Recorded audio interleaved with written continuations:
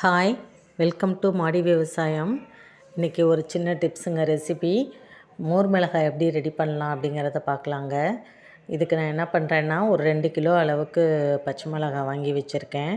அதுக்கப்புறம் 1 லிட்டர் தயிர் வாங்கி அதை 3 லிட்டர் மோராக கலந்து வச்சுருக்கேங்க. இப்போ இந்த மிளகாயை எல்லாத்தையும் எடுத்து நான் இந்த மோரில் போட்டு ஊற வைக்க போகிறேன். அதுக்கு முன்னாடி இப்போ இந்த மோரில் தேவையான அளவுக்கு உப்பு, இந்த 3 லிட்டருக்கு எவ்வளோ தேவையோ, இப்போ இந்த 2 கிலோ பச்சை மிளகாயும் ஆட் பண்ண போகிறோம். ஸோ அதுக்கு தகுந்த மாதிரி நீங்கள் தேவையான அளவுக்கு உப்பு சேர்த்துட்டு, அதுக்கப்புறம் கொஞ்சம் பெருங்காயத்தூள், இது ரெண்டும் சேர்த்து ஒரு கிளறிட்டு, இந்த மிளகாயெல்லாம் ஒரு குத்தூசி நம்ம வீட்டில் வச்சுருப்போம் இல்லைங்களா, வடக்குச்சின்னு சொல்லுவோம்.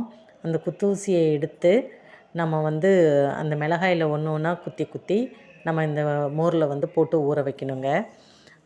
இதில் நீங்கள் குத்தூசியிலையும் போட்டு குத்தலாம். அப்படி இல்லைன்னா சும்மா வச்சு அம்மியில் வச்சு கூட சும்மா ஒரு லைட்டாக ஒரு நசுக்கி அப்படியே நீங்கள் போடலாம். பட் நான் என்ன பண்ணுறேன்னா, இந்த மாதிரி பாருங்கள், குத்தூசி எடுத்துட்டு பச்சை மிளகாயை ஃபுல்லாகவே ஒரு எண்ணில் குத்தி இன்னும் 2 வர வரைக்கும் குத்தி இந்த மாதிரி போடுறேன். அடுத்தது என் கையில் க்ளவுஸ் போட்டுக்கோங்க. ஏன்னா ரொம்ப காரமாக இருக்கும். அதனால் கையில் க்ளவுஸ் போட்டுக்கலாம். அப்படி இல்லைன்னா கூட எண்ணெய் கூட தடவிக்கலாங்க. தேங்காய் எண்ணெய் கூட தடவிக்கலாம். தடவிட்டு கூட நம்ம க்ளவுஸ் இல்லைன்னா தேங்காய் எண்ணெய் கூட கையில் தடவிட்டு நம்ம குத்தி இந்த மாதிரி போடலாம். இல்லைன்னா ரொம்ப காரமாக இருக்கும் பொழுது கை எரியும், அதுக்காக சொல்கிறேன். ஸோ இந்த மாதிரி நீங்கள் குத்தி போடுங்க. அப்படி இல்லை அப்படின்னா ஒரு ஃபோர்க் ஸ்பூனை எடுத்து அதை சும்மா அப்படியே கீறி கூட பச்சை மிளகாய் மேலே அப்படியே சும்மா கீறி கூட நம்ம போடலாங்க. இது மாதிரி போட்டு நீங்கள் ஒரு 2 நாள் இந்த பக்கெட்டை க்ளோஸ் பண்ணி ஒரு 2 நாள் நல்லா மூடி வச்சுடுங்க. நல்லா அந்த மோரில் புளிச்சு போயிருக்கும். அந்த மோரில் இந்த மிளகாய் நல்லா ஊறும்.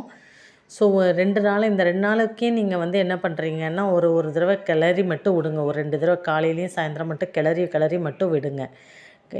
கிளறி விட்டுட்டு அடுத்து 2 நாள் கழித்து எடுத்து காய வைக்கலாம்.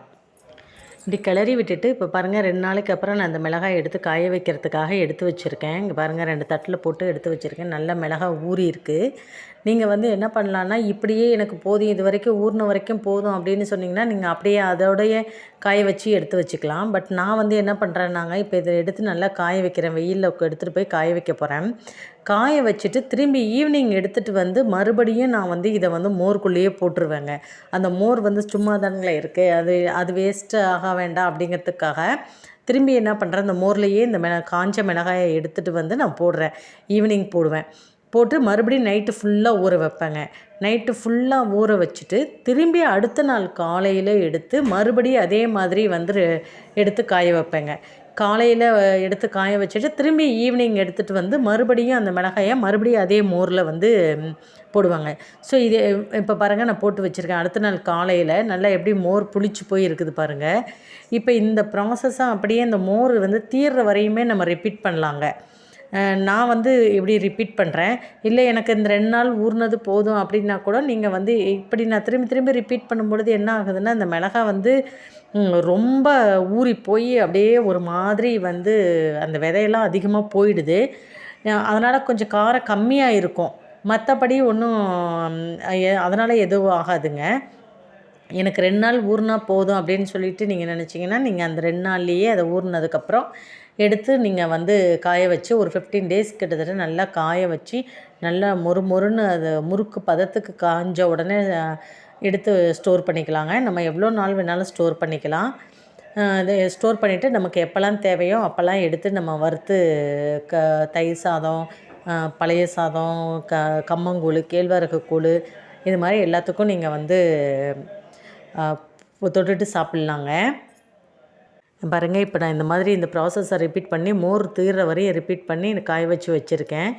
காய வச்சு இப்போ 15 டேஸ் ஆகுதுங்க. நல்லா எப்படி காஞ்சி போய் நல்லா மொறுன்னு இருக்குது பாருங்கள்.